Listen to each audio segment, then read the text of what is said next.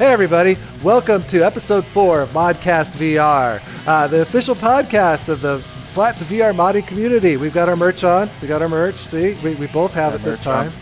Yeah. Brand's is bigger than mine, so, you know. This is my co-host, V-Ran. I'm Dr. Greg VR, and we're really excited today because we have with us Raicuparta, the modder from games like Stanley Parable and the Outer Wilds. So, welcome, Raicuparta. We're just going to call you Rai. We're just going to call him Rai now. Rai. Right. That's right. Because that's a mouthful.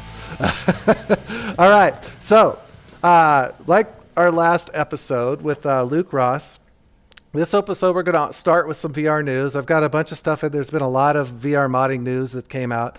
Not VR. We mostly stick to VR modding news. So yes, what we're going to do is we're going to start out, and I'm going to start out with some bad news first, and it's not the Luke Ross news. We'll talk about that later. I guarantee it. But this is something very personal to me because I'm really excited about the Unreal 4 mod that the new Java man is working on. And I talked to him a little bit about it because I was excited. I was like, well, you know, when is it coming out or how's the progress going on it so we could have some news to talk about it. And he wrote me back and he was like, well, unfortunately, get this, by the way. He was like, I just graduated high school, which that blew me away. It's like, what? And then he's like, and I just got hired by Live as their Unreal dev. That blows me away too, because when I graduated from high school, all I cared about was weed and girls. So, but somebody having a real job, I think I worked at Pizza Hut. Yeah. So anyway, he's said that the mod, that's not like his priority right now, and so he's still working on it, he says, but it's not anywhere near ready to go. So that's kind of sad. I don't know how you feel about that, man, but I was really excited. It is heartbroken. Yes. I'm heartbroken, to be honest. I know that it's not priority for our friend Java, but it is for us. Yes, that's right. Yeah, get your priorities with all the respect. No kidding. This job. Live. I mean, like, live really matters, right? Because you work at Live too, correct? So yeah, we are now colleagues, and he's a genius and super young. I'm like super jealous of him. Like, when I was his age, I wasn't doing like anything like that. I know guys like that. Yeah. It's like this is the other guy I'm thinking of. The kid that's the Zublo guy, the kid that's doing Vertigo and Vertigo 2. I mean, I think he was 6. It's a kid? Yeah, he was 16 when he did Vertigo. Actually, I think he might have started at 14. Because I remember reading about when I played that game and I found out that one kid put that together and he was like a teenager. I'm like, are you kidding me? It's like, wow, that's prodigy level stuff there, man. But you'll actually find that this is a pretty common thing in the modding community. Oh yeah, a lot of the people are just very young kids because, I mean, the older programming people usually have jobs, don't have much time for the fun stuff. Mm-hmm. Yeah, that's the thing. Yeah, so Dr. Greg VR told me the other day when we found out that, you know, we just graduated high school. Look, Dr. Greg was like, I'm starting to think, you know, Luke Ross didn't join the call. Maybe he's 12. We don't know. Can you imagine if Luke Ross is 12? Yeah, it's like a 12-year-old kid. That's why he doesn't want his name and voice online. Yeah. Sorry, Luke. We just put it out there. Now people are going to speculate. All right. Yeah. So this is something that it's not so much VR modding news, but it's something that really helps VR mods. They've been talking, and by the way, most of the news that I get from the Flat to VR Discord or the Flat to VR Twitter. So you know we collaborate a lot back and forth with that type of thing. So, but the FSR. And I'm not sure what FSR stands for. Is that some type of super sampling? It's just like DLSS, only I think it's for the other cards, not the NVIDIA cards. And AMD? FSR is supported by all of them. Is like Okay. All right. Is from AMD, but it's supported by all of them, I think. Yeah. Mhm. Okay. So anyway, FSR 2.0. I gotta say, I put that on Red Dead Redemption 2 because I couldn't get the DLSS to work right for me, and I know there's a way to do it, but Luke wrote a book about it, and I wasn't getting what exactly I was supposed to do with that. But anyway, I put the FSR 2 on, and it made a world of difference. As I've actually heard that it even works better than the DLSS for any games that use that. So. You just get it at Nexus, and at least that's where I got it from, and downloaded it, and it works great. It took away a lot of, because when I was playing my second session of Red Dead Redemption 2, and my eyes were getting so strained because of the frame rates, and then when I put and when I put this on and I jumped in and I was playing around, it smoothed it out so nice. It was awesome. So I want to try it on Cyberpunk too, see if it smooths that out. Because DLSS works great on Cyberpunk, but more news here. Lost Ember is getting a VR mode, so it's not a mod. I've never played Lost Ember. I don't know much. I don't know much about the game. It looks kind of like a walking sim where you can kind of transport yourself into different animals, is what I'm getting. And it looks like you're kind of like trying to maybe, I don't know. I don't know anything about the game. I just know that it's getting it, and that's in the news. So that's why I'm saying it. So it's part of the actual studio that develops the game. They create. Okay. It's a mode, and it's out now. So yeah. So that but it looks gorgeous. It looks like it would be a beautiful game, like a lot of the games that Rye ports actually into VR. All right. The Assetto Corsa is a racing game, I believe. It's got motion controls now. I saw some video on that. It looked really cool. He's like, I was actually adjusting the mirrors in his car and stuff, and which is nice. I always wish I had that in Cyberpunk. When I'm driving, I'm always looking for my mirrors, and they don't have mirrors in those cars. I wish they did. Yeah. The Board 2 VR Kickstarter. Did you guys see that? Yeah, That looks awesome. It looks like super customizable. I know we were talking a little bit with Wormslayer about, doing Dungeons and Dragons in VR. Yeah. And that looks like something that would be really cool, where you could actually customize everything, customize the setting that you're in, all that kind of stuff. So that's awesome. Vorpex version 22.10 gets gestures. I thought they were already in there, but this is the first I saw in the news. It was just for Cyberpunk. He released it, and then I think that PD did something as well with Cyberpunk, but Paradise Decay. I think now it's official. Okay, yeah, because I've mine seen. has. Sorry, I didn't mean to cut you off. Yeah, no. Mine hasn't updated yet. Mine is still 21 something. Okay. Whatever. So have you done anything with those at all, VRAN? No. How about you, Rye? Have you done anything with Vorpex and the gestures thing at all? I never had much luck with Vorpex in general. Like, I never liked the way it looked. Okay. So, it really depends on the game with Vorpex. Some games look amazing in it, and some do not look amazing. I know. I saw Paradise Decay in his Cyberpunk video when he was doing the mods. He was using the gesture thing, and I don't know. I would just assume just use the controller, to be honest. But there are some games where it actually might work really well. I don't know. This is something I was bringing up. Flight Sim has DLSS in it now. I know that doesn't have anything to do with VR modding, but that was also in the news.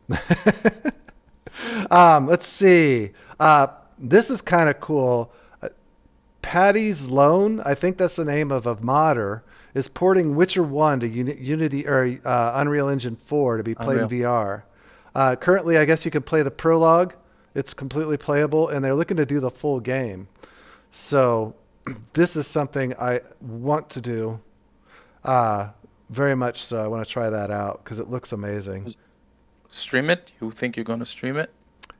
If the whole game was available, I'm not just going to stream a prologue. Yeah.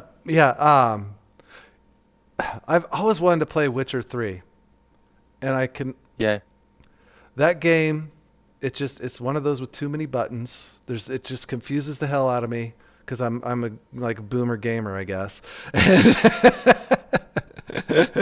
And I always make it about an hour in. And I'm like, oh, I get so frustrated with the controls because there's just so much to remember, all the things that you can do.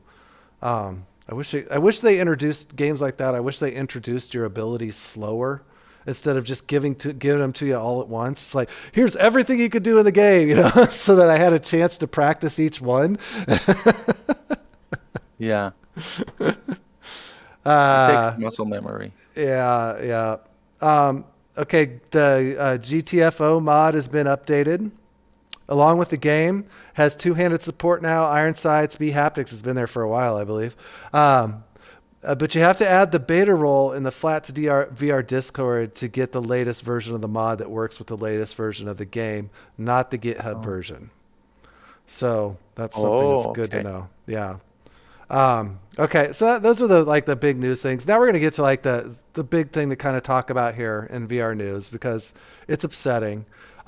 First, I'd like to remind everybody, last episode, Vran asked this question.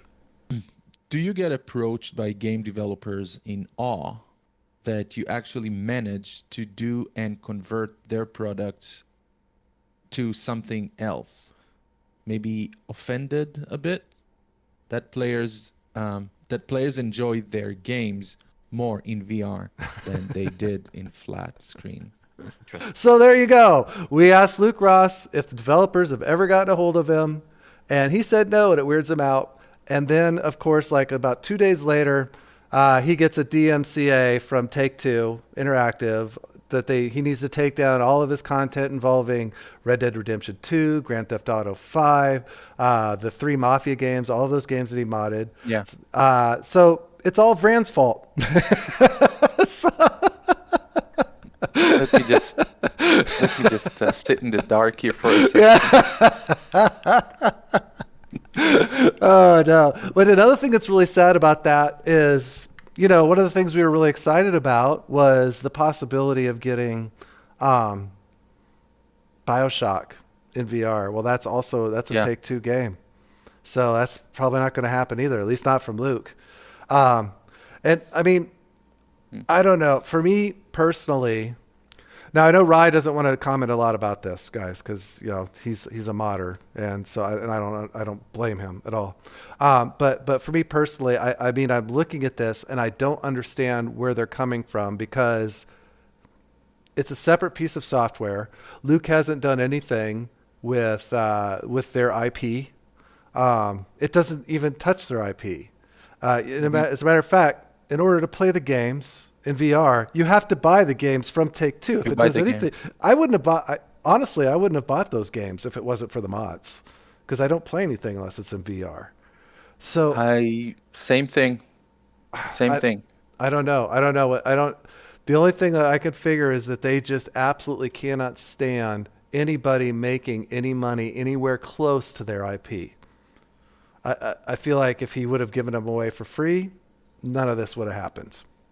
That's kind of my... Yeah, you think it's the money thing, and which I can understand their side, because doing what I do for my work, I use software that is very heavy in the VFX industry, and if someone cracks it, if someone downloads it and use cracks, which is kind of like a mod, they don't really mind unless they find out that the person is doing it in a commercial aspect. So if you make money out of this software, if you do animations for commercials, for TV as a freelancer, once they understand that you make money out of a cracked version, then it will come up to you. So it could be that it's from the same aspect, that it's their IP, it's their stuff, and someone is modding it, cracking it, and makes money out of it. Maybe it's that. It could be. So I understand their side, but still, chase him like this, it's all about money at the end of the day. That's got to be it. It's got to be it. Because I mean, I could buy a Quest 2. And then I can take off that shitty strap they give you for the Quest 2 and put on a Bobo VR strap. The Boba VR here. strap. Yeah, exactly. The Boba VR strap is completely worthless without the Quest 2, right? Yeah. But I'm Yeah. not doing anything to hurt Facebook or Meta or whatever it is you call them now. Yeah. So I don't know, man. I worry a lot about what this means. I don't want to see this start affecting other modders, and it has kind of, because what was it? The guy that I can't. Who else? Somebody Yeah, there did was like another it was one. a camera mod for. There's a guy that worked Yes. with Halifax. Yeah, like a Yeah, camera yeah. mode in a game. Yeah, Yeah. that's all it was. It was a single player game. It doesn't affect the game any. I don't understand why they want him to take that down. It was Is it Crytek. Crysis? Yeah. Yeah, It was a yeah, Crytek game. I don't yeah, remember which one. Crytek. Yeah, Yeah. yeah. Crytek. The thing is, you can get Unreal Unlocker and get a free camera and do it anyways. But now I guess it's trendy now to let's capture the mod instead of capture the flag, capture the modder. Yeah, maybe. Whatever they do. Well, I want them don't to get stop it. that. It doesn't make any sense because modding makes so many games what they are. I mean, think about Skyrim wouldn't be the game it was without modding it. It wasn't. Yeah, it wouldn't have. No. If they go against Wabajack, oh my God. Yeah. I still need to do that now that I actually have Oh, some hard man. drive space. We'll talk later after you drink from your VR. From my VR Modcast mug. Makes me so cool and it tastes so great. Yeah. Yeah. And it's completely today? It's completely gluten free. It is. Oh man, yeah. So I don't know. That's a real bummer. I said I don't know. I know that I've talked a little bit to Luke. I talked to him this morning, and he said there's no new news about this to report. I mean, you can look. There is a petition that you can sign. We'll put a link to that to try and get to Take-Two, because that's the problem. He's getting complete silence. All he gets is this notice from them, but they're getting complete silence from him otherwise, as far as what exactly it all means. I don't know. I know the thing is, he could start a legal fight with this, I would think, but even if he's standing on the firmest legal ground there is, they have billions of dollars and lawyers that could tie this thing up in court and just run it on to infinity, and that's what these big companies do to the little guys. So, Yeah. yeah, I don't know what's good. It's really, really, really sad though. There's part of me that doesn't even want to stream any of those games anymore. I'm like, well, screw you guys. Then I'm not going to give you any publicity for your games, which I think is a good stance to have. But then again, it doesn't show people how great these games could be in VR. And I wish I could ask for a refund for GTA 5 and the other games that I surpassed 2 hours of gameplay. yeah, But I'm not going to touch them now, really. yeah, it's sad. I mean, there's got to be another way that you can do this kind of thing, Yeah. without like canceling people. But I don't know how you get the attention of a monster like Take-Two.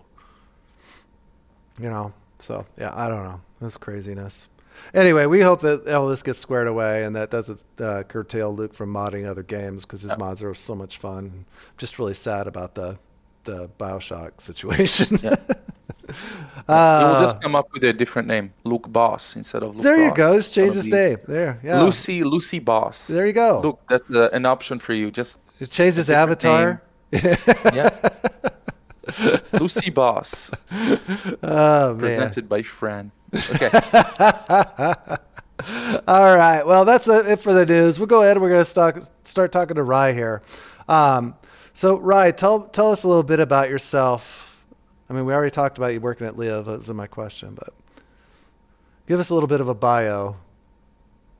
Yeah, but where should I start? I guess I'll talk more about my modding history, Okay. or how I ended up here, which I guess is the interesting part. Yeah.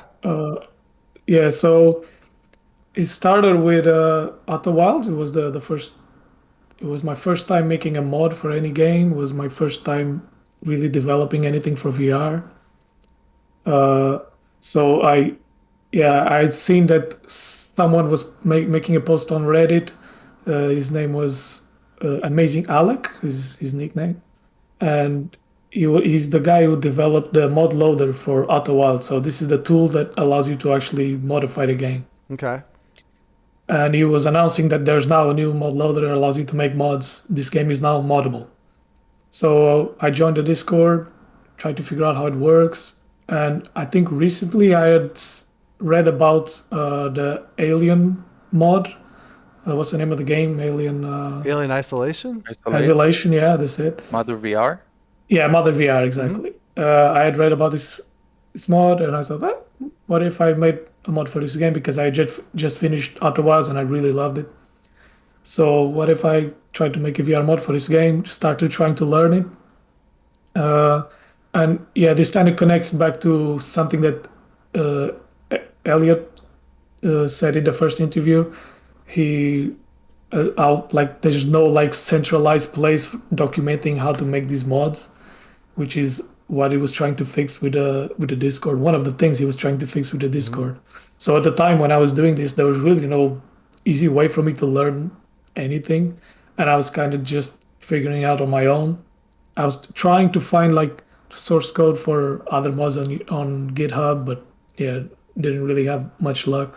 So it was really just this trial and error process of figuring out how to even get the game starting in VR until eventually I managed to get it to just start in VR, and it was like a really exciting moment. Like, yeah, That's amazing. it's like That's so cool. yeah, like the first time that I was actually inside the game and could like move my head Yeah. around is like it's such a cool feeling. I think like probably nobody else saw this. Maybe the game devs tried it once, but yeah, it's just a really cool feeling. And after that, yeah, the modding community for the game is just everyone is super friendly, helping me. I learned so much. Like I had almost no experience in Unity. Otherwise, it's a Unity game, and all of the games that I mod are still Unity games because those are really like the easiest mods to games to mod. So I didn't really have that much experience making stuff with Unity. I had tried before, but didn't really go anywhere. And so it was just like continuously learning. And I'm still today, even with the mods I'm making now, I'm still learning a lot about the engine. And yeah, in 6 months I released version 1 of Now My VR. That's the mod for Outer Wilds, and it was very successful. Still pretty popular. I get a lot of messages from people saying that they bought the game just for VR, which That's what I did. is a little bit scary. It feels like a lot of like responsibility. I don't know, like they just bought this game just because If of it this sucks, mod. it's all your fault. Yeah, and it's just so buggy, and and then after that I just uh, I wasn't sure if I was gonna keep working on this kind of stuff, but then Elliot was kind of pushing me to like join this new Discord that he created, and I'm also an admin there, so I'm now kind of part of the community as well. And he was trying to see like ask me all these questions, how this stuff works, and how to, or if I'm interested in like trying to monetize it a bit. With a lot of people like wanted to make donations. That eventually led me to create the Patreon, where I started making the Firewatch mod. That's the second one that I worked on. So, and in the meantime, I also tried making some smaller mods, like the Pray for the Gods that you mentioned, and also the one for Return to the Oberdin, which is not really like a playable mod, but it's just an experiment that I ran. And yeah, now I'm working on the Stanley Parable mod. Released an update It was just just yesterday, a wasn't few it? hours ago. Yeah. Yesterday. Yeah. So and that one's going well as well. Yeah. So yeah, I'm happy with it. Is your mod, have you always, it's always been VR that you've modded then? You haven't done any others? No, I've never. Well, for Outer Wilds, after I started making the VR mod, I kind of started basically running the whole modding infrastructure for that game. So I created like I created the mod manager, which allows you to like download the mods Yeah. more easily, and I created a mods website, otherwildsmods.com, and I ended up also making like smaller mods either to help me test stuff in VR or just for fun. Like I was at one point I was helping make this Outer Wilds multiplayer mod, which by the way you should definitely check out. Is like the most polished multiplayer mode out there. Is insane. Dude, we should jump in.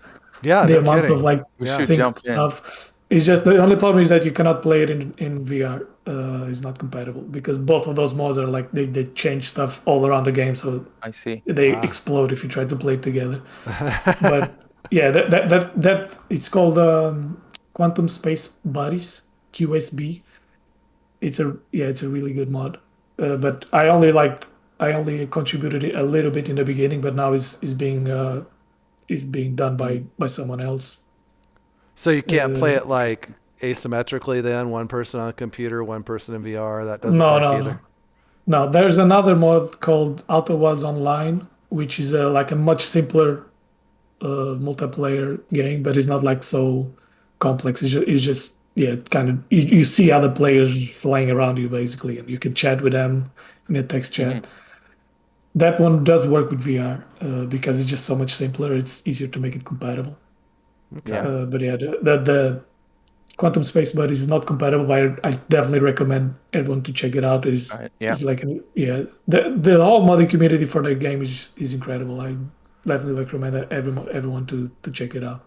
I haven't got to jump into that one yet. I was going to do it last night, but my brother came over. I have it, and I have the mod all loaded up and everything, I think. but I It's have, very easy. yeah, Super easy. I've watched VR Bug play it, and it looked interesting. I mean, it kind of it takes me to actually one of my questions. Because I've noticed like kind of through the games that I've played that you've modded, you tend to pick more like super chill, walking simulator type games. Are these just the games that you tend to like more, or are they just easier to mod as opposed to something that's like really super action based with a lot of stuff you have to do in them? Or Right. So there's a lot of stuff that goes into what I choose to mod. So first of all, right now I'm only modding Unity games. I haven't tried to learn how to mod a game that's made with any other engine. So that already like narrows down to Narrows. usually like those games are usually a bit simpler than like you're not gonna find that many like huge games made with Unity compared to like the huge AAA games that Lucross mods, for instance. But yeah, Unity is so easy to mod that you can really integrate like a full VR experience with it. Like, my mods usually have like full motion controls and all this. My Firewatch mod, I was also able to implement these features for comfort. Makes it a lot easier to do the kind of more advanced stuff. And then I usually only mod games that I like. So the games that I get tired of games a bit quickly. I usually like smaller games. I'm more of a fan of indie games. So that's the kind of game that you're gonna see me doing, because it's a bit more difficult for me to mod a game if I'm not already a fan of the game. I want to mod something that I could see enjoy. that, yeah. Yeah. And for Stanley Parable, I'm modding the game as I'm playing it. Like I didn't finish because I played the original Stanley Parable, which was not a Unity game. It was a source game, and now the Ultra Deluxe version they made it in Unity. That's why I decided to mod it. I already knew that I loved the game, and I started modding the game right away before I finished the new content that they introduced. Nice. So I'm seeing like new content for the first time. That's fun in VR. Yeah, in VR and all up, like all buggy. Like I'm like sometimes I'm not sure if something is a bug or if it's like some meta like reference in the game or because of the way the game works. Like I'm not sure if I've seen every ending now. Like, every once in a while, I'll see some screenshot on Reddit or something, and I've never seen it still. So and the nature of the game means I have to like test every single ending to make sure that it works. Like it's a different kind of game Yeah. from the ones that I modded before. Wow. Because like Firewatch and Outer Wilds, these are games that basically they implement systems and then they build a game around the systems that they implemented, right? So Outer Wilds, you have like a solar system with planet physics, and you have some tools, a translator tool and a probe Yeah. launcher tool. And as after you fix these features to work in VR, you basically have the whole game working, right? Mm-hmm. And there were people who finished Outer Wilds in VR before me. Like I hadn't finished it yet. And same with Firewatch. There were a lot of people who finished Firewatch in VR way before I ever reached the like second half of the game, because I was still like testing always in the same Yeah. save. And I'm just fixing all the like the map and the compass and the walking, the movement and the camera. I just fix the systems. But Stanley Parable is not like that. Like you get a very simple game, first person game, no hands, no gun, no tools, and then you get all of these weird endings that suddenly change your camera or yeah, I don't Yeah. know, transport you to a completely different place. I don't know. I'm trying to not spoil anything, just Yeah. speaking very vague terms. But yeah, Stanley Parable is like that. You get all of these very, very different things that I have to manually test every single one of them and fix them individually for VR. Yeah, So it's a very different kind of game. there's a lot of, I think I read there's 19 endings to that game. 19, I'm yeah. sure there's way more. Well, there's because you have them with the bucket. There's something with a Yeah. bucket after that, and I don't know. I think even before there were more than maybe that I don't know what they consider endings like. Oh, okay. Well, that's Yeah. just what I read on I just was looking it up because I played through it a couple hours the other night. I hit a point where I'm like, okay, it seems like I don't have any other options now. I feel like I've gone through every door I can and everything. I was like, how do you even know when this game is over? Because and I was laughing my butt off the whole time. The dry humor is great in that game. I love that narrator. He's awesome. Yeah, he's a great voice. Yeah, and it's so funny when he says, you're going to do one thing and you do the other thing, and then the voice comments on your, ineptitude for doing the. it's great. It's a real fun little game. But yeah, I don't know. What I had read that one wiki that I looked up, they said 19 endings.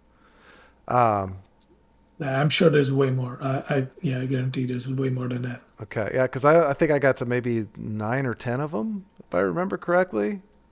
I had quite a few of them, but then, like I said, I got to a point where I just didn't know what else to do. I thought, well, maybe it's done. Maybe I've beat the game, but how do you even know?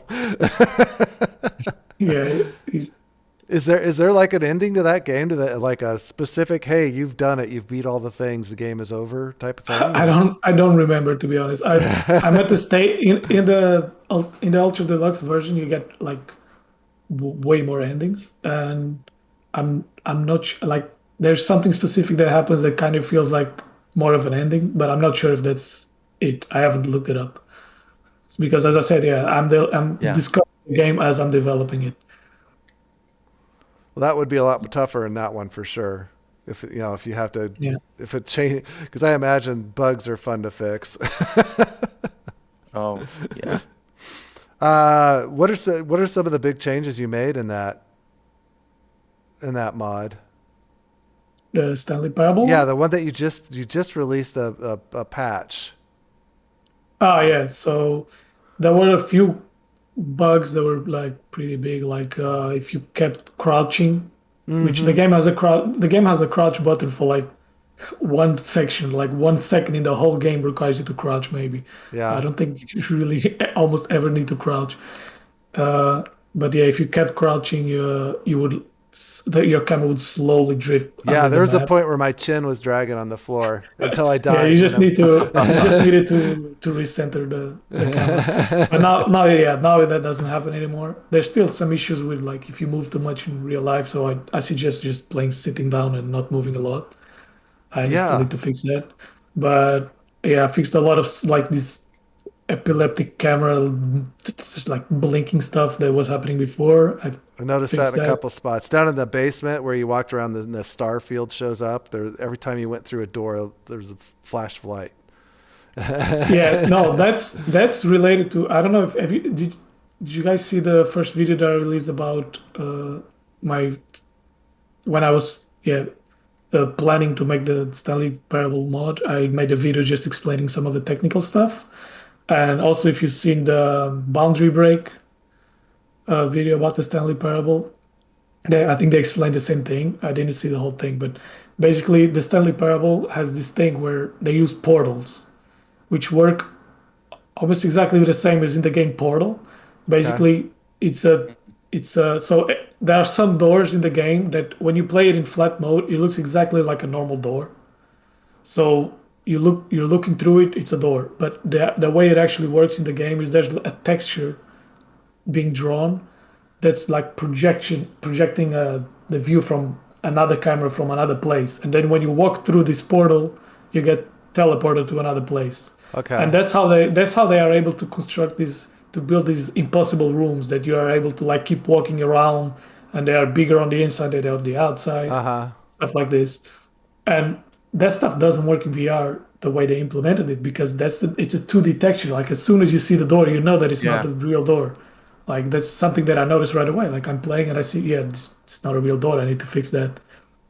And what you're seeing when it blinks when you go through the door is because your camera position is offset from your body position, because it teleports when it detects that the player position is going through the portal, but your head is still on the wrong side of the portal. You know what I mean? Okay. All right. Yeah, that makes sense. Interesting. Yeah, and it's really difficult to fix because I can make it so the camera is always or the player body is always underneath the camera, so that it goes through the portal at the same time. But then one issue is that in VR you have two eyes, you have two cameras. So if you're going sideways, you can go in such a way that one eye is in one side of the portal and the other eye is in the other side of the portal.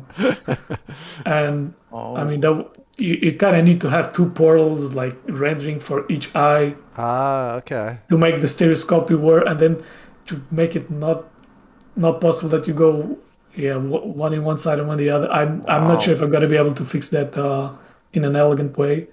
But right now, if you are correctly centered, like if you make sure to like recenter the game every once in a while, when you go through doors, it'll be very minimal blinking. So yeah, well, I didn't notice it a ton. I know you mentioned it. I was like, I did see that sometimes, and that was one place down in that basement I saw it a lot. But you were going through a lot of little doors, just going in a circle constantly. Mm-hmm. So yeah, I know the one where we go downstairs and there's a car park. There's a car in there. Yeah.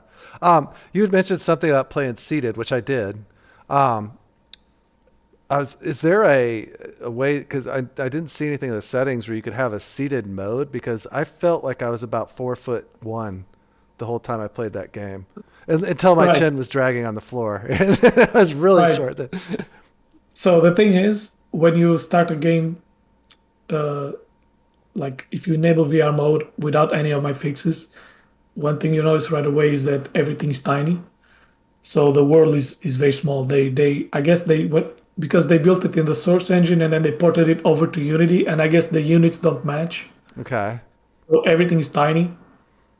And I mean, when you play it in flat mode, it doesn't matter. You cannot tell the scale of things when you play a game in flat mode. But you switch to VR and it's immediately obvious that you're in a small room the size of your head, you know. Mm-hmm. I just made everything twice as big. So that's just it looked fine. But Stanley is very short, like compared to like a door. Yeah. That's just the Stanley's height. And okay, he's just a short guy then. when you're working with mods, you can't really.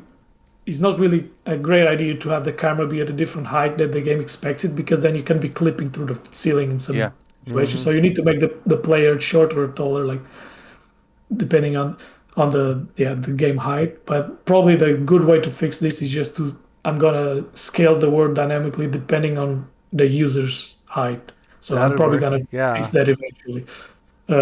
Yeah, there'll have to be like some option that people can like select what's their height or like calibrate their height automatically, and then have an option for seated or standard play. In my modes, usually I don't do that. I just make it like the original game scale, and then yeah, you get the height of the original game. Like sometimes your feet are gonna be hovering above the ground, which is what happens in Firewatch, I think, for most people, unless you're like 2 meters tall. And sometimes it happens like in Stanley where he's super short, to like I don't know 150. Yeah, it gets pretty funny at some points. So, what would you say is out of your games you've modded? What's your favorite? Outer Wilds for sure. Outer Wilds. Out a while. That's why I started. It was like it's one of my favorite games of all time. It's a very special game. It's definitely not for everyone. I can definitely understand the people that started the game and that they couldn't figure out what to do and found it boring. Is a lot of reading. Uh, the game is very. It doesn't hold your hand. Just leaves it to your devices, and you have to like do your own exploring and figuring out the world. And it gave me this feeling like childlike feeling of playing a game. Oh, it's a bit cliche to say this talking about games. Made me feel like when I was a kid. Blah, blah, Yeah, blah. no, I say it all the time. But yeah, that's how it made me feel like being like super immersed in this game. And yeah, and I envy the people who got to play it in VR for the first time. Like I wish I had that experience too. I mean, it's really yeah. cool game to play in VR. Except like if you suffer from motion sickness in VR is not a game for you because there's a lot of like zero G movement spinning around and shit. Yeah. No, that just goes. I feel the same way when I see people saying that they're going to play something like Resident Evil 2 for the first time in VR. I was like, you've never played the game and you get to experience it in VR for the first time. That is awesome. Yeah. Jealousy. There was something that you said about that's not the question, but there was something that you said about the Outer Wilds and you talked about the fact that you put individual hands in your mods. There was something that I found kind of intriguing and kind of cool when I tried the mod. I don't know if you haven't tried it, Greg, but in the beginning there's a bonfire and there's an alien sitting there. And then you have an option to take a stick and put like a marshmallow on it and put it on the fire. But then you can see your hands. I mean, it's 3 fingers hands. But you can extend the stick to the fire. And if you look somewhere, it says, "Look here, dude, look at the fire because it's going to burn your marshmallow." And I was like, is that part of the game or is that something that you've added yourself? Because it's kind of cool because you can extend it, take it back, look at it. So in the original game, what happens is when you interact with some of these things, like for instance the bonfire, it will attach like your camera gets stuck to the bonfire. You cannot rotate it anymore. In VR, you can't really do this, right? Yeah. You can't force the camera to be looking at somewhere. People look around. So what could happen is that someone is like looking over there and they accidentally interact with the fire and they don't understand what's happening. Like, what am I supposed to be doing, right? That's why I added these look arrows as a replacement to the thing that locks your camera somewhere. I mean, I added it in a very ugly way, but it works. It's just a way for you to know that you're supposed, like the game wants you to look somewhere. So I added the arrow, so that you know. And then the marshmallow stick was like one of the things early on when I added motion controls that I actually spent like so much time getting it perfect because it's just so iconic of the game, like this like roasting the marshmallow in every planet you visit. It's just such an important interaction in the game. I spent so much time in this like useless little thing, like getting it so that you actually put the marshmallow on the stick like this, and then you can eat it, put it in your mouth, and then you accidentally get these extra features. Like in the game, if you accidentally burn the marshmallow like until it's black, it's like on fire, you have to throw it away. But in VR, you can still eat it. Like you can eat a like black flaming marshmallow. Just because I didn't add that check. I just let people do what they want. The only thing is that, this button that extends the stick. I wanted it so that you didn't need that button because the extend is like you just extend your arm, right? Yeah, yeah, But the game like has like you are too far away from the fire to yes, be able to do it. And like there's a collision box in the player that's like super fat. It's like on the Half-Life mod. Sorry, what's the name of the modder that makes the Worm Half-Life Slayer. mod? I forgot. Worm Yeah, Worm Slayer. Slayer. He explained that he made the He made collision him box smaller. a lot Yeah, smaller. Yeah, he's braver, more brave, that braver. braver works. More Yeah, brave. more brave. Braver. Either Yeah, way. we all understand. Yeah. He's more brave than me in that regard because he reduced that collision box. But I don't want to do it because I know that I can introduce so many problems with that, like players suddenly falling down a hole that they're not supposed to fall down. Yeah. So I don't Yeah. mess with it. That means you can't really get super close to some things. So, and that's also why I limited the hand interaction is mostly using laser interaction, so you can do things from far away. Because as soon as you need to like touch things with your hands, you need to reduce that collision box like to be super tight and allow players to like reach super close to the walls, because otherwise they're just too far away, can't reach anything with their hand. Yeah. Like, so yeah, the laser saves us there, and also the laser implementation just saves a lot of time because it's essentially just replacing the laser that the game is already shooting from the center of the screen. That's basically how the game does it internally. It's shooting like a ray from the center of Yeah. the screen to find which object you are trying to interact with, right? So I basically just move that laser to your hand, and then you can interact with objects that see. way. That's basically how it works. Yeah, because it's the same way I noticed in Stanley Parable. Yeah. And there's hardly. It's nice to. I noticed that like you have hands in the game because you said you don't in the original game. There's no hands or anything. No, there's like a couple cutscenes that show the hands, and that's where I got the hands from. I got the hands from a model that shows up in a cutscene. That's why they look like super low poly. And Yeah, super yeah. The one looks kind of janky. The other one's got that nice golf glove on it. that's just because I didn't have the time to fix the left hand, so it's just the default Steam VR. Oh, okay. It's not a real. You go golfing. But I have the question. First of all, just according to what you said, I'm just responding to that as well. When I looked to the side and then it showed me to look into the fire, the way you did it, like it's very clean and it didn't jar me. It was like very, oh, by the way, just look at the fire. It was kind of like that gesture. So everything is kind of, it stay like it's the same as the game, very kind of clean and smooth and very soft. And I did try to get closer to the fire, and as soon as I did that, I got an option saying, "Oh, you can extend the stick." So it was also at the same time. So it's almost like you read my mind as I play it. Like everything is in steps, kind of. It was kind of cool. I think it was just a coincidence. Like when you reach forward and you saw the prompt, it was luck. Because that's one of the things. So It was nice though. like so all of the UI in the game is usually like attached to your screen, right? And I hate it in VR games when all the UI is attached to your face and you have to like read it like attached to your face. And that's what I have currently in the Stanley Parable mod, just because that's the easiest thing I can do. Like UI is so annoying to get working correctly in VR that I always go to the thing that works first, And in Stanley Parable, it just so happened that I was able to get it to work like attached to your face. That means that I can keep the UI looking exactly the way it looked before.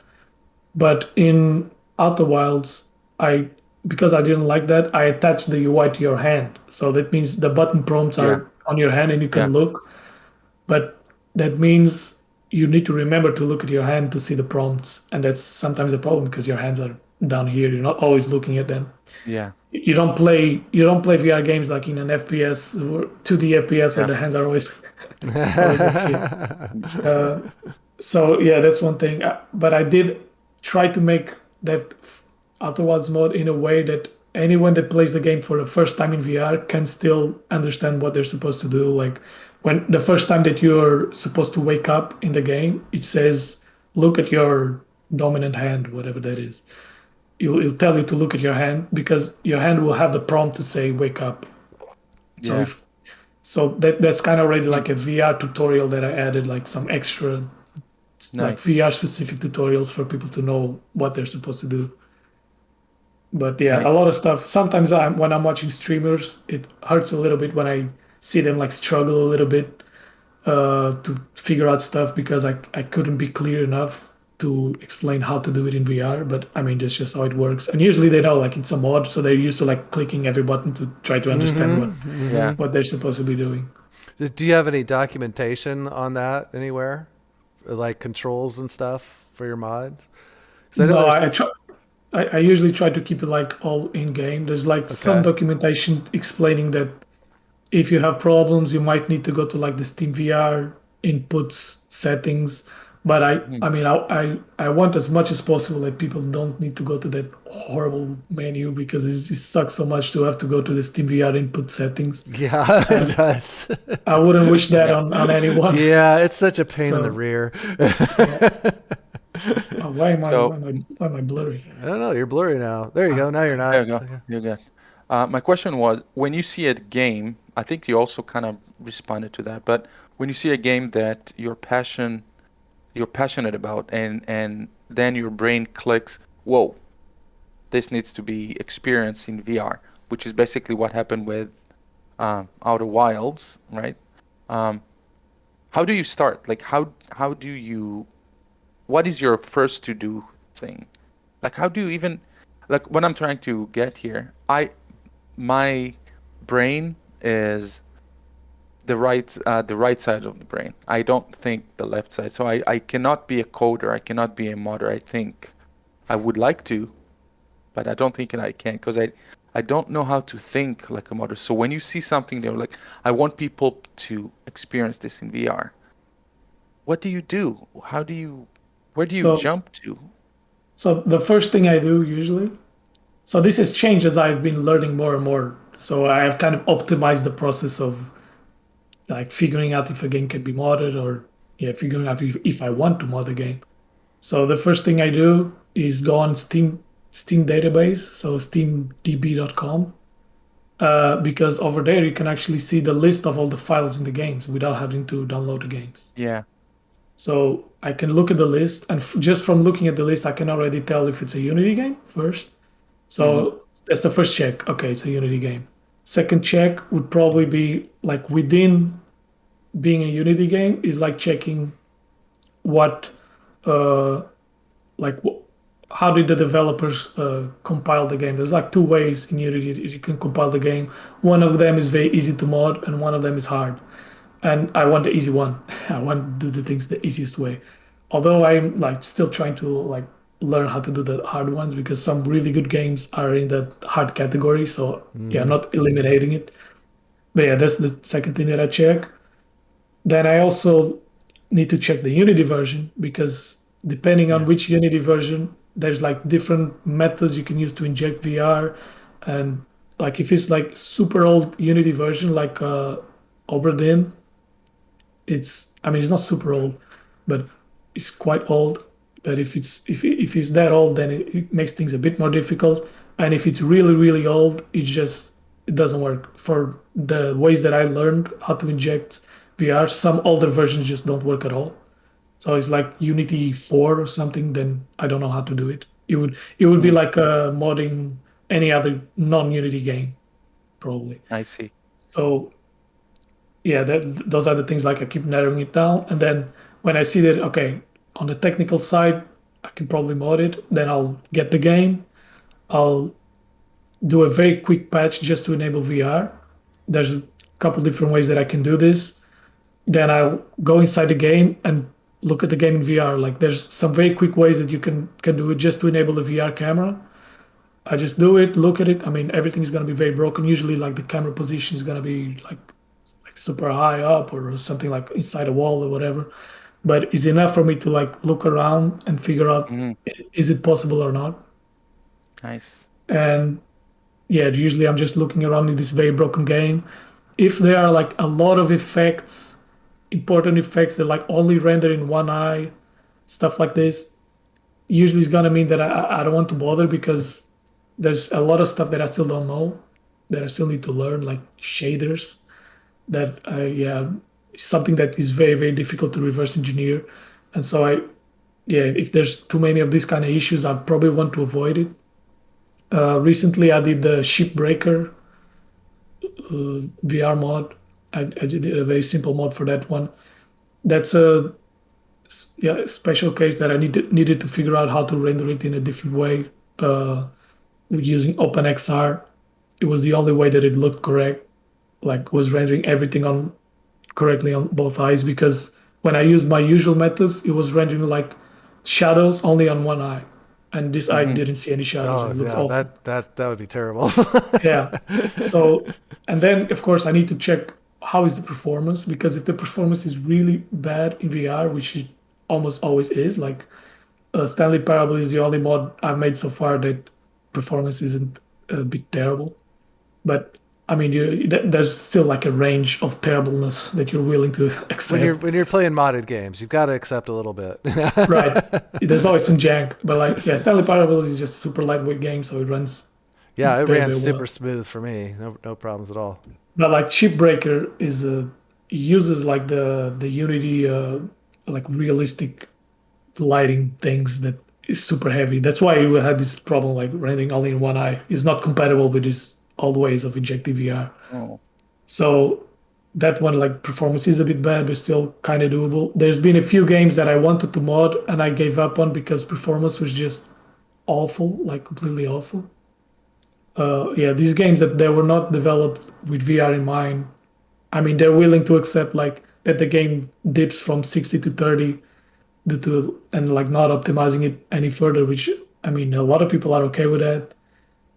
In VR, that's just impossible. So if a game like can't handle 60 FPS on a like normal modest gaming machine, then it's not gonna work in VR.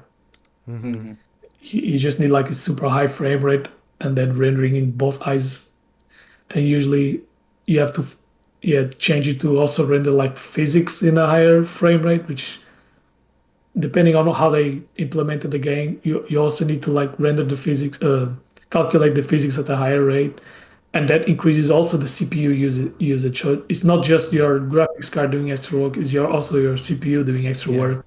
So you get bottleneck everywhere, and that's another of the things that I need to check. There was one game that I gave up on recently. East Shade, I think, is a game about painting. I tried it and it looks like it would be a easy enough mod. I guess this is an exclusive thing I'm sharing here because I don't think I shared it. I tried that game and it looked really cool, but performance was so bad that I don't think is worth making a mod yet. Do you think is there a way that you can go in and optimize when you're modding to make performance better, or? Maybe. I mean, there's always ways to make it super ugly and maybe perform better. But if you're being bottlenecked on the CPU side, then you are usually screwed. You would need to like go very deeply into the game code and figuring it out. And I just need to do do I really want to spend that much time, or is it worth it? It depends on like how much do I like the game, how popular the game is, etc.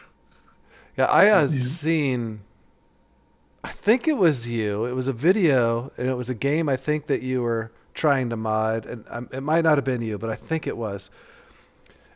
I don't remember what the name of the game was, but graphically, it looked like it was kind of almost hand-drawn. It looked like it had like a ship involved, maybe. That's Obra Dinn. Return. Oh, okay. Return to or Return of the Obra Dinn. Yeah. Yeah. But you didn't. That was the one that you didn't finish, right? You were right. That mod is available on my Patreon for people like looking at broken things, and because it's not playable at all. But it's just an interesting. Like I saw the game and I thought, okay, I know this is a Unity game, and I know the Unity version is technically like possible to support VR in this. But obviously, looking at the game, this is not a game that works in VR. It's like the game is drawn, is like a 3D game, but then does a couple tricks, rendering tricks to like draw it in 3D pixel art, in 2D pixel art, only like monochrome. So it's like two colors. pixel art, like it looks beautiful. Yeah, the style of And the I game looks really cool. yeah, and I thought, how can I make it less beautiful? So I tried to put it in VR. So I mean, you can't put a VR camera in there and then you see all these like broken textures. Everything is like pink and green and like it looks horrible. So then I tried to apply some effects on top just to make it look kind of almost similar to the original style, but in 3D. And it was fun. It's like a challenge. But if I wanted to like actually make the full game work in VR, it would be so much work. Yeah, just get everything running properly. Yeah. But it was a really interesting challenge, that one. And sometimes it's like that. I see a few games that I know that they shouldn't work in VR, and that kind of makes me want to try it more. Like there's a few isometric games that I've seen that I'd like to try in VR just because I mean there's some like fun VR games that's just like strategy games, like you just point and click, and they can sometimes be fun in VR. But an isometric game, it just isometric camera can't work in VR because isometric means there's no depth. So like things that are far away are the same size as things that are close. So I mean that can't really work in VR, and that would mean turning an isometric game into a normal 3D game. So in the future there might be one or two mods that I release that do that. It's just interesting challenges that Yeah. Be I kind of might like try. trying to make Myst, the original one, just make it into VR without going through. Isn't this like 2D backgrounds? Like, Yeah, it's Yeah, all. it It is. is. It's just point and click. it's just you walking in front of a big painting. Yeah. Yeah. Pretty much. Yeah. Yeah. Hey, those games were the shit back in the day. I mean, I They remember were. I loved Myst, and I really wish they would give Riven the same treatment they gave Myst. That because that was so good in VR. It was really Yeah, really, it's really good. It was beautiful. Hey, you'd mentioned your portrait or your Patreon. Now, does that have all your mods on it, or is that just for early access mods, or? Right. The 'Cause way I'm doing it right now is I have mods there while I'm developing them, but I don't really make any promises as to when I'm gonna make them public. What I want to do is I want to make them public when I have organized the source code to be all nice, pretty, and to like because I hope that my mods can help other people make their own mods as well. And that's also what I hope to do in my YouTube channel. So far, I only really did the Oberdin video that actually goes into the technical details. The other videos is just more ad hoc. I'm just like explaining inside the game. But I really hope that I make more videos like explaining the process of actually making VR mods. That's awesome. But yeah, so the ones on Patreon are supposed to be the ones that I'm still developing, but it's really just the ones that I didn't finish or I didn't release a 1.0 version. So anything that I release like a full complete version, or I say, okay, I'm not going to be working on this anymore, then I put it open source on GitHub. People can see the source code and can That's what download I thought. it. That's why I thought I got Firewatch on GitHub when I played that. By the way, Right. thanks for that mod. I'd never played that game before, so here I am streaming it. And I just get into the first like opening bit of it, and I'm like, oh, this is a cute little love story. This is like, there's like, oh, she has dementia. This is sad. And it just kept going, and I just break down bawling on my stream. I was like, Yeah, oh literally. God. The only thing that saved me is they just had to stick in the knife a little deeper, and the dog died. And I was like, oh well, that was just funny. Yeah. It's like they have the Pixar animation, so they're like, they have Pixar animations. We also need the Pixar crying at the beginning of the movie. Part. It was Yeah. freaking Up. That first 5 minutes of Yeah. Up gets me every time. But no, that was a really beautiful game to experience. It was so cool in VR. My brother has the game, and he's like, I don't know, I didn't really enjoy what I'd played. I was like, okay, get Rise Mod, put it on there, and then play it. I guarantee you'll like it a lot more. It's just there's something about taking a game and when you inject yourself into it, it just completely transforms the experience. Right. Yeah, especially a game that's that beautiful. Like everything looks so gorgeous. Yeah, it's gorgeous. It's gorgeous. And the story is really well written. I think I did my stream. I played through the whole game. I do think I missed something at the end. Somebody told me I didn't find the guy's camp, the camp of the kid that ends up dying or whatever. I didn't find his camp. Oh, I didn't know that it's possible to miss that. Yeah, I didn't. I just completely missed it. So, yeah. Anyway, let's see. Oh, you brought up Shipbreaker. So is that available now? I thought you were still working on that one. No, the Shipbreaker is still locked in my Patreon. Oh, it's just a very early version. I only fixed a few things, but it's still like no motion controls. I still haven't decided if I'm gonna like go full VR mode on that one. But we'll see. And So anyway, so as Shipbreaker, tell me a little bit about that game. I don't know anything about that one. Did you say Shitbreaker? Not Shitbreaker. That's a totally different game.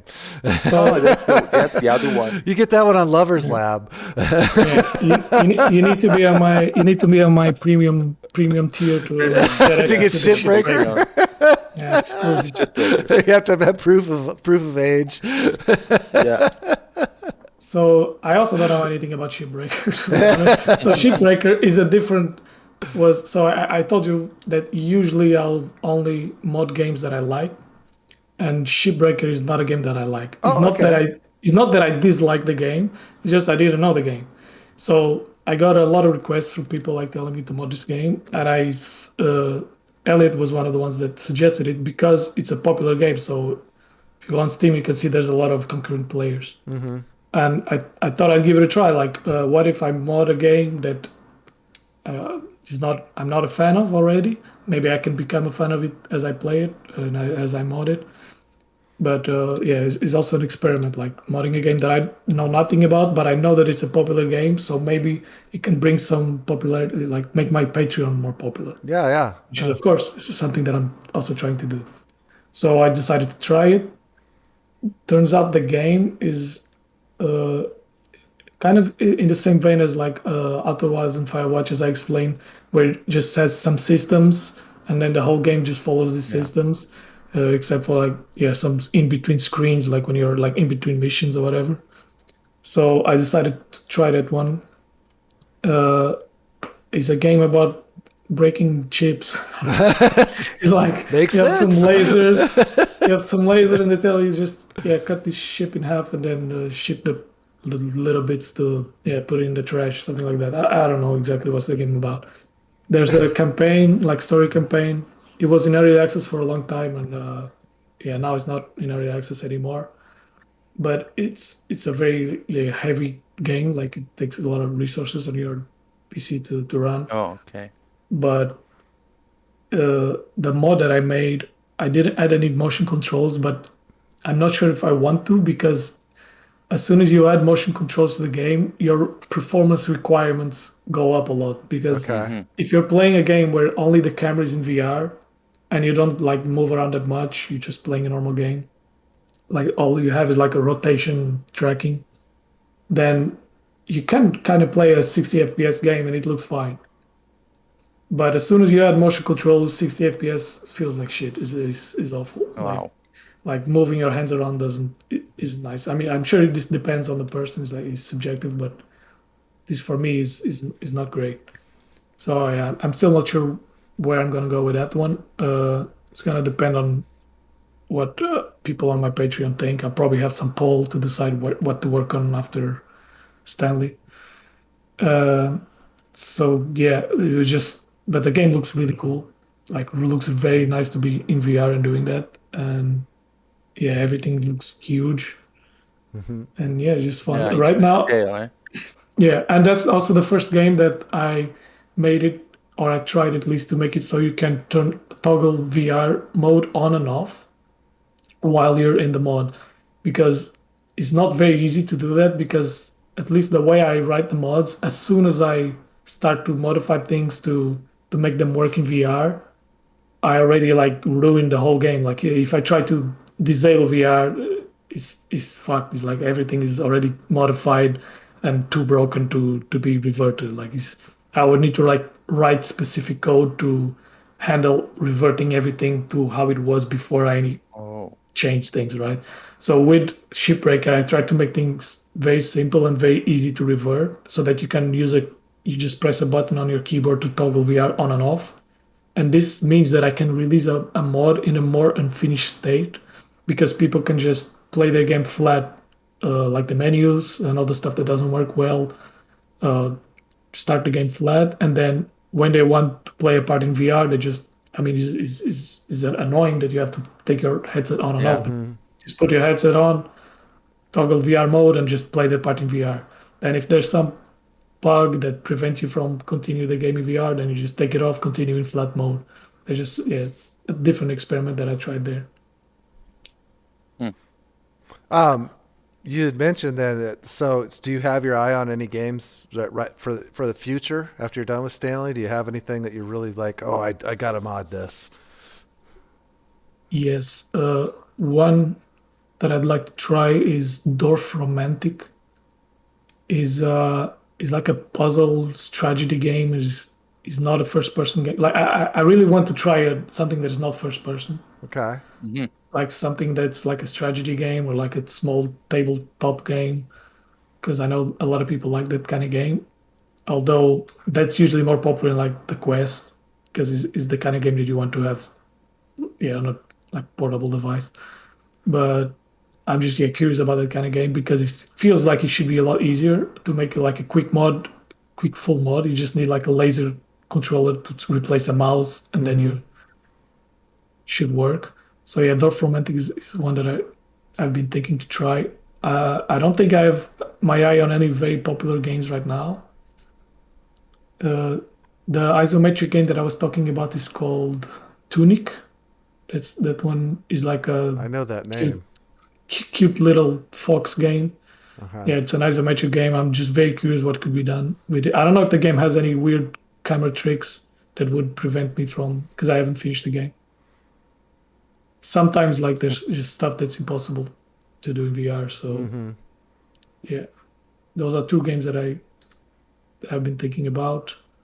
And yeah, people in my Patreon, they suggest a lot of games. So soon I'll have a poll where people can vote what should I do next. There you go. And yeah, Nice. BioShock. Do BioShock. when they port BioShock to Unity, Yeah. Jump on it. Like the body's still warm, man. Yeah, I know. But you know, It's sticking. we got to figure this So out. pray for the gods. It's done. It's ready. It's complete. I wouldn't call it complete. It's very broken. That's also like one of the reasons I also like to keep some of my mods logged in Patreon. Of course, is nice to be rewarded for my work, but it also reduces the number of people being exposed to it and then coming to me with issues. Yeah, complaining. So yeah. so that's like these very early mods that I just did a quick test on. Pray for the Gods was like the first game that I tried to just do a quick VR mod where you play with a normal controller and it's just a VR camera, right? And it just so happened that game, the UI, the way they built the UI was almost like it was already made for VR. Like the UI is like a in the game world, so it works very easily to port it for VR. But there's still some issues like cutscenes where the camera goes in the wrong place, like goes under the floor or something. So I wouldn't call that one complete. I still might go But back to it it's someday. playable.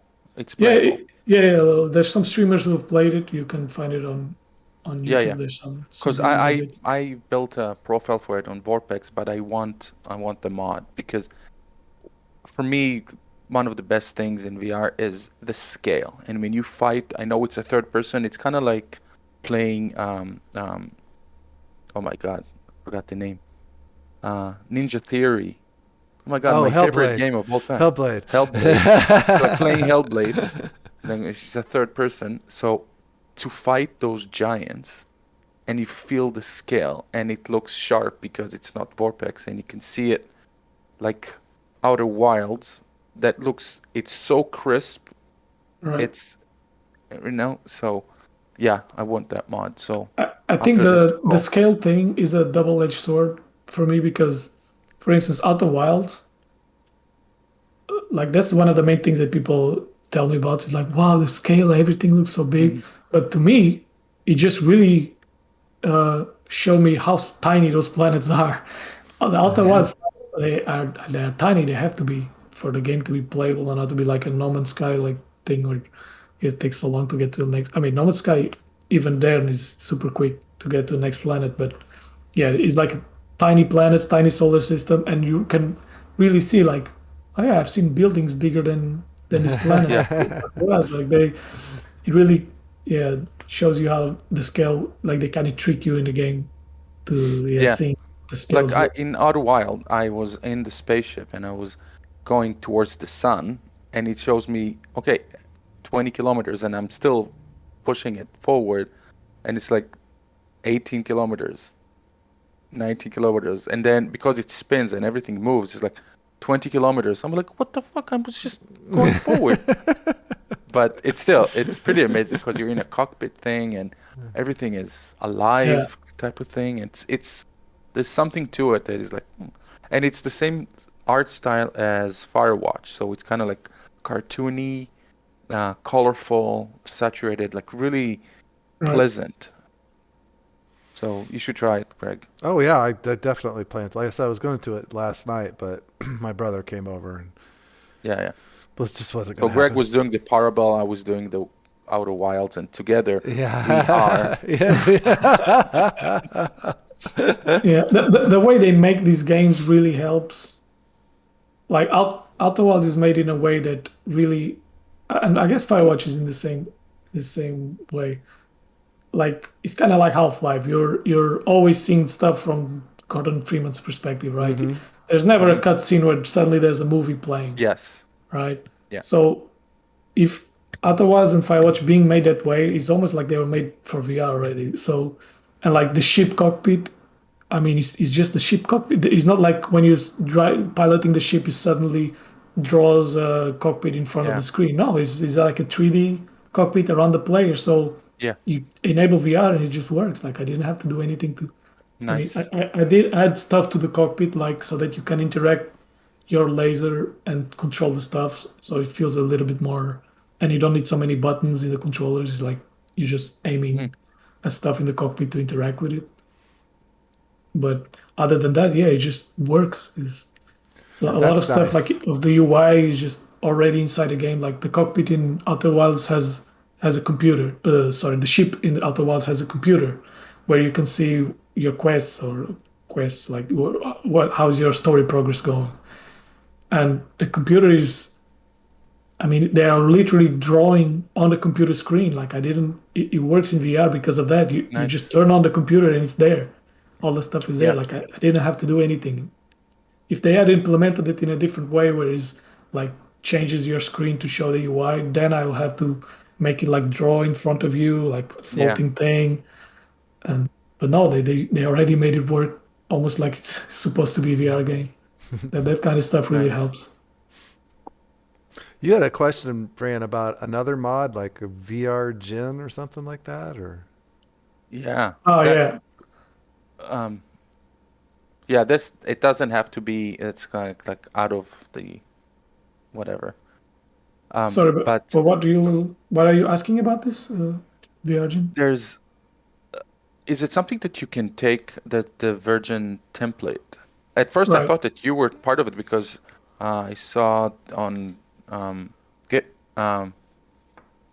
yeah, I saw when I downloaded it, there was someone that said Firewatch VR that they worked with Right. that. So I thought, Yeah, I can explain that a little bit. So Firewatch used to be made with a much older Unity version. So they've changed Unity versions a couple of times when mhm, updating the game. And actually, one of the times they changed a major Unity version was while I was already making the mod, which was super annoying. It means I have to fix so much stuff. yeah, yeah. Yeah, when that happens, it happened to me on Firewatch and it happened to me on Outer Wilds. They did like a major Unity version change while I was already yeah, making the mod, which is it's a lot of work to fix it. Uh, but yeah, so the older versions of Firewatch, they used an older version of Unity that was compatible with this VRGen thing. Is the only I don't know of any other game that used that. But yeah, VRGen was basically a template for mods modifying Unity games that would turn them into VR games. And it came with some solutions for like the UI to automatically render the game UI on your Yeah. hand. And then I think you could interact with it with a laser, like a bit more automated, but you still had to like manually change some stuff to Yeah. work for what you wanted. But it's more for modders. It's not really for people just trying to use mods. So with VRGen, you could make your own VR mod for some game, but Yeah. it was only compatible to Unity like up to 5 point 5. some. Yeah. And Um, I actually tried VRGen in when I was modding Outer Wilds the first time. So before I had my first success, I was trying VRGen, but all I could get to render in VR with that was a pink screen, like magenta, 100% in my Yeah. eye, Yeah. burning my retinas. Nothing else, because it just wasn't compatible with the Unity version we were using for Yeah. Outer Wilds. It's an older. Okay. Well, GTFO worked until it didn't work because of that Unity change. So they Right. compiled it differently, so the Exactly. mod broke completely. And then we waited, and ta-da, it came back. I need Perfectly. to look at how that was done because it's insane. It's really is much harder Beautiful. to make a mod work like that. We had fun on GTFO. Eh? Oh, I love It was that game. so good. It's so fun. That's just a brilliant game in VR. The It is. atmos- That's another thing. So that's a shooter, right? Yes. Yeah. So that's the kind of game that I probably would never mod because I mean I don't mind shooters. I'm not a fan of shooters, but I don't mind them. But the problem is if it's an actual shooter with like where you have to be precise with guns, I feel like I wouldn't be able to make a good mod because I don't know all the nuances of how you're supposed to hold a gun in VR, how you're supposed to hold a gun in real life. Like I don't. I think people who like VR shooters would try my mods and they would hate it because I didn't. Yeah, I don't understand all these little details that make a good VR shooter good. I think shooters are like some of the hardest games to make because everyone knows them so well. There's so many Yeah. expectations to how a shooter should be. Well, like otherwise, like you're shooting a probe into space. Nobody knows what that's supposed to feel like, so I can do whatever I want. yeah. So yeah, I have much more freedom. Yeah, anytime a shooter comes out, that's the first thing you'll see. If they don't have it right, just tons of comments like the angle of the gun is off when I'm holding it, or this is, just tons of stuff, just tons of hate instantly. If you don't get that right from the beginning and don't patch it like instantly, it's like the death of a game. And the problem is you have to make these things work in like 17 different VR controllers, and you have to, it sucks Headsets to, and yeah. There's so many different ones now. I have right here like the Vive controller. Yeah, which I've I got hate. those. It's the first time that I tried Vive controller was just a few days ago, and I hate it. Like I don't understand how anyone ever played games with this. That's all Like, I there's did no for buttons. years was Vive, Oh my Vive God. I know that controllers. it used to be like nowadays we have so many more options.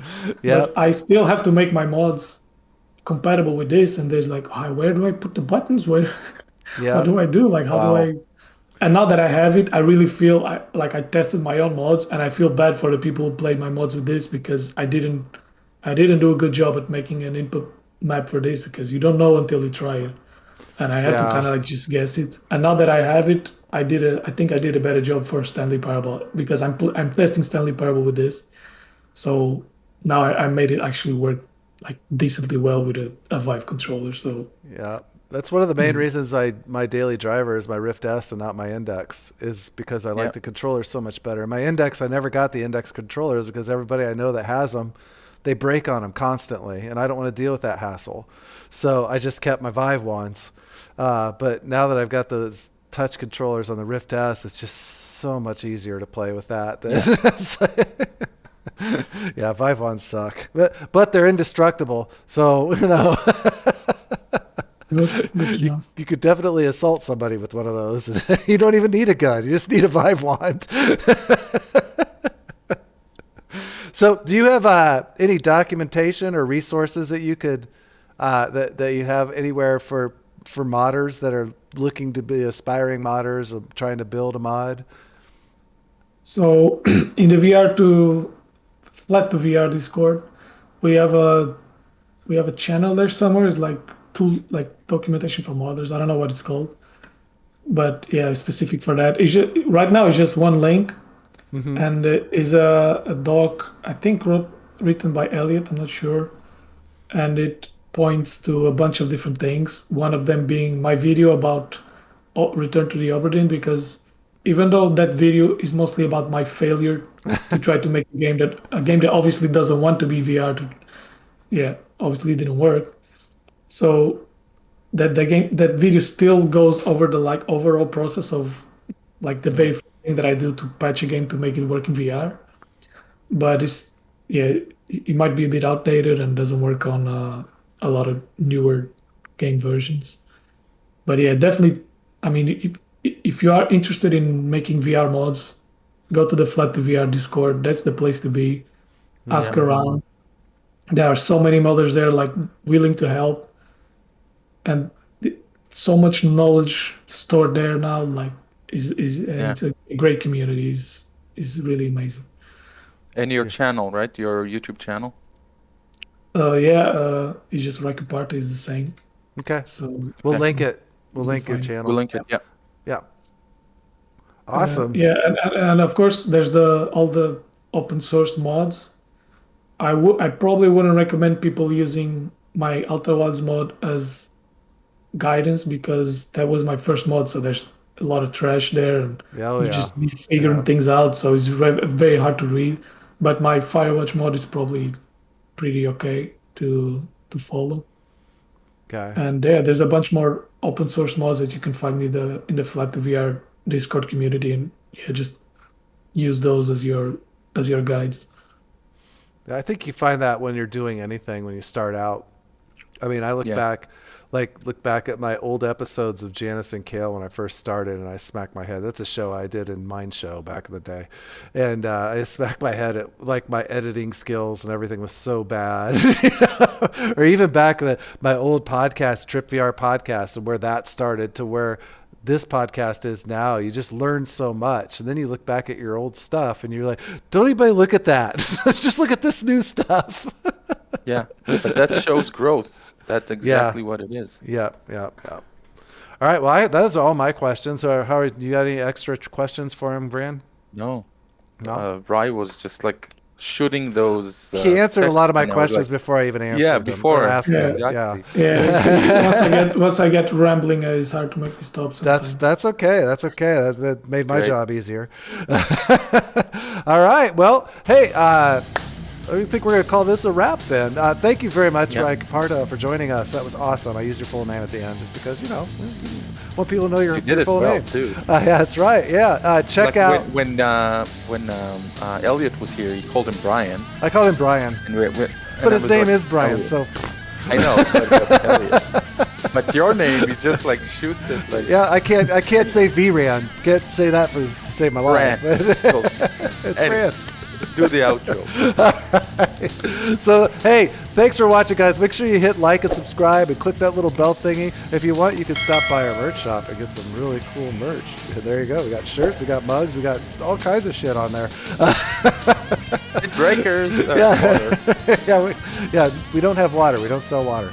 But anyway, and comment on the video. We're getting great interaction on all of our videos. So much great engagement, great comments. We love talking to all of you. Make sure that you stick around and check out episode 5 in a couple weeks. That's it for us, guys. Thank you very much. Bye. Thank you, Rai. Thank you so much. Thank you. It was great to be here.